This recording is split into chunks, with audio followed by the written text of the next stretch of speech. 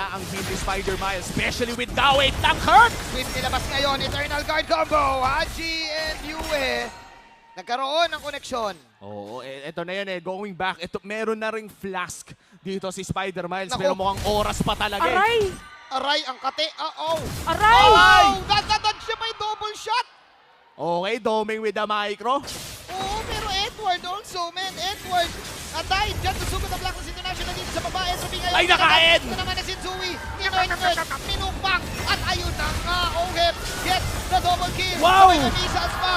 Triple kill. Late game talaga ang sagot if you're Minana Evos. Kailangan mo bumili ng oras para umabot ng mga 55k ang gold. Pero ayan na, Haji! Imam God with the sweep. Sensui? At ito rin si Sensui kumagat. Blacklist International Yue with the killing spree. At mukhang ito na ang game number 1. Papatagalin pa ba ng Blacklist to? Mukhang hindi na.